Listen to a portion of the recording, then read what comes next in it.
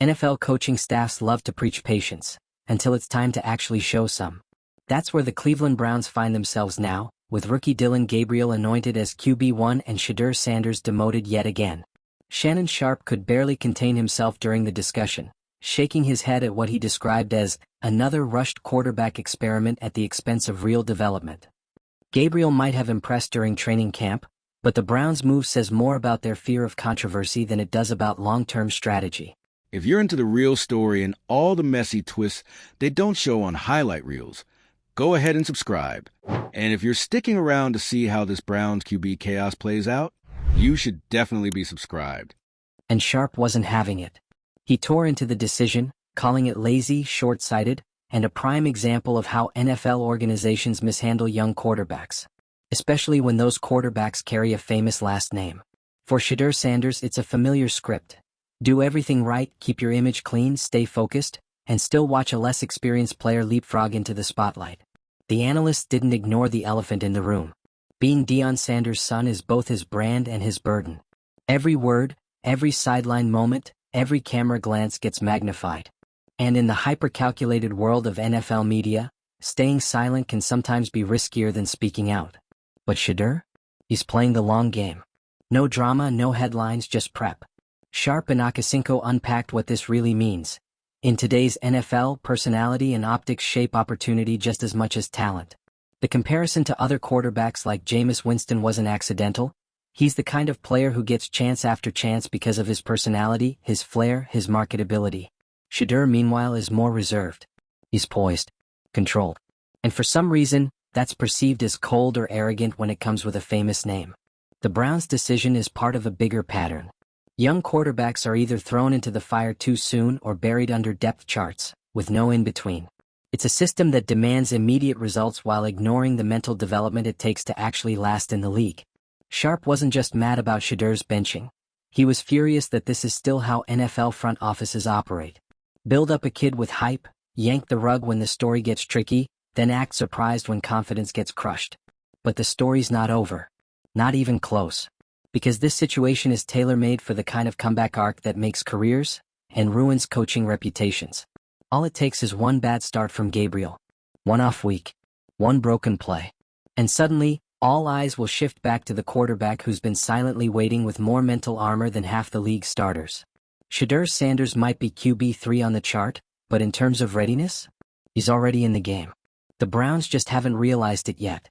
Shannon Sharpe didn't just disagree with the Cleveland Browns' decision, he detonated it. Sitting across from Chad Akasinko Johnson, Sharpe zeroed in on what many fans have been thinking but no one in the Browns front office has been brave enough to admit. How in the world is Shedeur Sanders still QB3? We're talking about a quarterback who's been raised in the glare of the spotlight, who has been trained under one of the greatest minds in football, his father, Deion Sanders, and who, by every measure available, has done everything right. And still, despite all of that, he's holding a clipboard while a rookie, Dillon Gabriel, gets handed the starting job. Sharpe called it for what it is, a failure of vision. This wasn't about talent.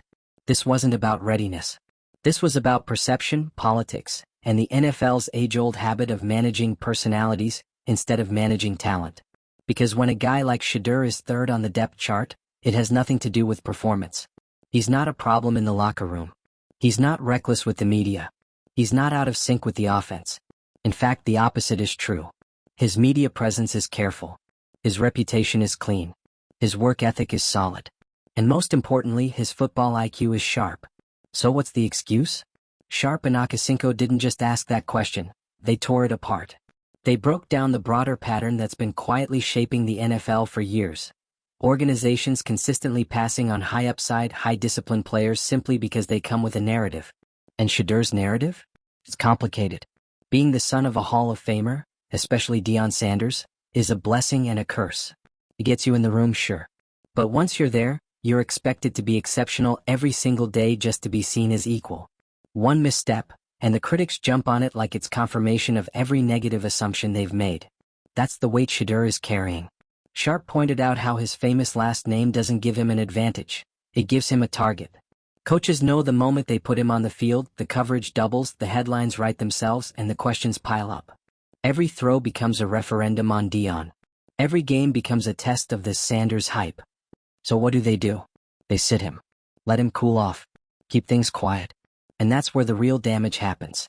Because every week Shedeur rides the bench while Dillon Gabriel struggles through rookie reps, the Browns aren't just missing an opportunity, they're actively stunting a quarterback's development out of fear. Fear of media. Fear of attention. Fear of accountability. Akasinko made a sharp observation about how players like Jameis Winston, despite being far more volatile in the media, are given so much more grace by organizations. Why?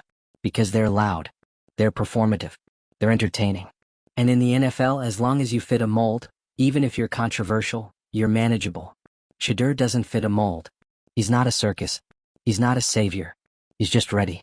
But the league doesn't know what to do with ready players who don't play the game off the field. Especially not ones with famous fathers who are more outspoken than half the league's head coaches combined. So the Browns default to the safe option. The blank slate. The rookie they can build from the ground up without the pressure of legacy. And they call it strategy. But what it really is, Sharpe said, is deflection. Because you don't sit Shedeur Sanders unless you're trying not to deal with the noise. You don't pass over a quarterback that composed, that prepared, that media smart, unless you're trying to control the spotlight instead of letting talent command it. Sharpe also emphasized that Shedeur isn't just waiting, he's watching, studying, preparing. He knows that the opportunity he eventually gets will be short, intense, and likely under a microscope. And when that time comes, he won't just need to play well, he'll need to dominate. Because that's the standard being set for him. One chance, one opportunity, and no mistakes. It's an unfair standard, but it's also the reality. And Sharpe's message was clear. When that opportunity finally comes, and it will, Shedeur needs to be surgical. Because fair or not, that first performance will decide the rest of his NFL trajectory. The league won't give him a learning curve. The narrative's already written. He's either the real deal or he was never that guy. No in between. That's what's at stake. And that's what makes the Browns' decision so frustrating. Because when a team puts more value in optics than in actual skill development, they don't just fail a player, they fail the franchise. Sharpe and Akasinko compared this situation to other quarterback mishandlings throughout NFL history. Guys who sat too long, guys who were judged too harshly, guys who were never even given a proper shot. And the common denominator? Organizations that couldn't separate performance from perception. The Browns are walking that same path. And here's what Sharpe made crystal clear. If Shedeur does end up leaving Cleveland and thriving somewhere else, the Browns will never live it down. This isn't some replaceable camp body. This is a quarterback with upside, with poise, with an NFL-ready mindset. And if they don't see it, someone else will. It's not just a possibility, it's inevitable. That's why this debate has blown up. That's why the sports world is still talking about it. Because it's not about favoritism. It's not about family. It's about what happens when an organization is handed a gift and refuses to open it. Sharpe wasn't ranting. He was holding the Browns accountable. And maybe, just maybe, trying to send a message to every other team out there, you can't silence talent. Eventually, talent speaks for itself. And when Shedeur gets that chance, that one real chance, he's not going to ask for the spotlight. He's going to take it. So let's talk. Was this the right move by the Browns?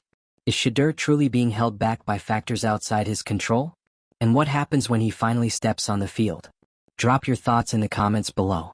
Hit that subscribe button if you're here for more breakdowns, blow-ups, and brutally honest takes from around the league. Because this saga? It's far from over. And when Shedeur finally gets the call, we'll be here. Watching. Ready. Receipts in hand. And that's the heart of what Shannon Sharpe laid bare in his takedown of the Browns' quarterback decision. Because let's be real, what exactly is the organization comfortable with right now? A rookie in Dillon Gabriel who's never played an NFL down, never taken a real snap in a game that matters, and is learning the speed of the league on the fly? Or a quarterback like Shedeur Sanders who's been dissecting coverages since high school, trained by a Hall of Famer, and knows how to handle himself under pressure on the field and in front of the mic? It's not a talent issue. It's never been a talent issue.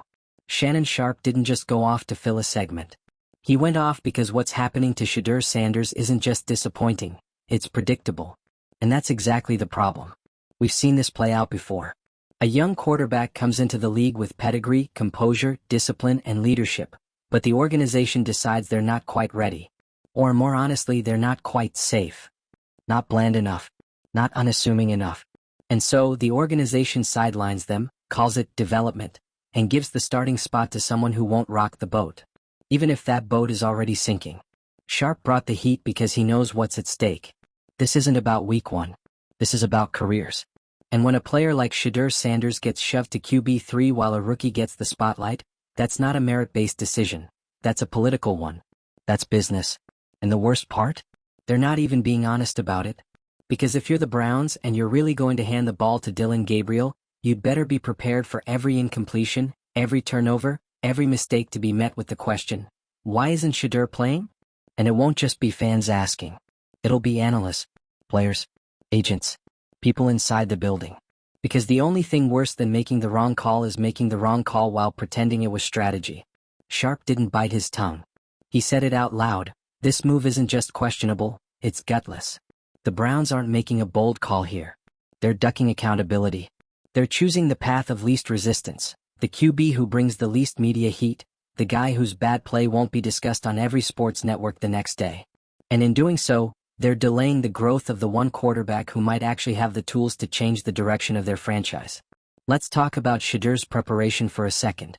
Because Johnson brought this up and it got buried in the noise, Shedeur is handling this better than most young QBs would. He's not doing tell-all interviews. He's not subtweeting. He's not throwing his coaches under the bus. He's waiting, preparing, studying. Do you know how rare that is? Quarterbacks his age, with his background, with that much media noise around them, most of them don't keep it this clean. And yet, Shedeur is doing exactly what coaches preach. Keep your head down. Let your play talk. Stay ready. And what's he getting in return? Silence. Not reps. Not a competition. Not even a backup role. Just silence. Just QB3. What's the message being sent here? That you can do everything right and still be skipped over? That it doesn't matter how mentally tough or prepared you are? What matters is whether the organization feels like dealing with your last name. Sharpe and Johnson called it out. This isn't a football decision. It's a comfort decision. The Browns chose the easier conversation over the harder, but smarter, one. And they're going to regret it. Because at some point, and this is inevitable, Gabriel is going to struggle. That's not a prediction, it's a reality. No rookie steps into an NFL game and just thrives without a learning curve. He will have bad games. He will make mistakes. And the moment that happens, all eyes will shift to the bench. To Shedeur. And the Browns will have a choice. Double down on the rookie who's still trying to figure it out, or finally hand the keys to the guy who's been ready since day one. That moment is coming. Sharpe knows it. Johnson knows it. Fans know it. And when it happens, Shedeur can't just be ready, he has to be flawless. Because unlike other QBs, he won't get 3 starts to figure it out. He won't get to lose a game and chalk it up to growing pains. He gets one. One game. One half. Maybe one drive. That's it. That's the standard the league has for players like him. Be perfect, or be invisible. That's what Sharpe was furious about. The unfairness of it all. The wasted time. The way the league claims to care about mental toughness, leadership, and professionalism, and then ignores it when it shows up in the wrong packaging. It's not just the Browns who should be listening. It's every front office that thinks it's smarter than it is. Every coaching staff that's afraid of media questions. Every GM that would rather play it safe than take a calculated risk on a player who's proven he can handle the moment. Sharpe was advocating for accountability. Not just for Shedeur, but for the coaches who refuse to see what's right in front of them. Because this isn't a Shedeur problem. This is an NFL problem. And when Shedeur finally gets on the field, whether it's in Cleveland or somewhere else, and he delivers, all of this will come roaring back.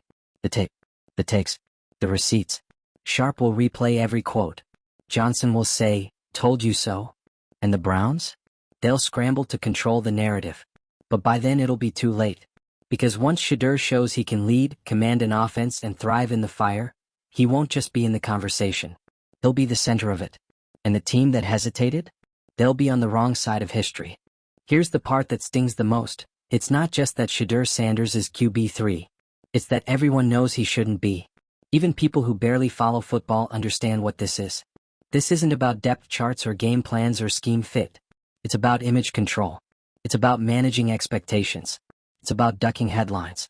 The Browns are trying to hide from a conversation that was always going to happen the moment they signed Shedeur Sanders. And Shannon Sharpe? He dragged them right back into it. Because you don't get to have Shedeur Sanders in your quarterback room and pretend he's just another name on the roster. You don't get to bench a player with his level of preparation, leadership, and mental discipline, and then act like it's all part of some long-term plan. No, that's not a plan. That's procrastination. And it's not just Sharpe saying it. Chad Johnson echoed the same frustration. This is a player who's checking every box teams claim to care about. He's calm under pressure. He's polished with the media. He's strategic. And above all, he's hungry. Not entitled. Not flashy. Just waiting. Locked in. Ready. That's what makes this so insulting. Shedur's not asking for a handout. He's not going to war with coaches in the press. He's not whining on social media. He's doing the exact thing every coaching staff tells rookies to do: stay ready. And still, the Browns are treating him like a backup to a backup.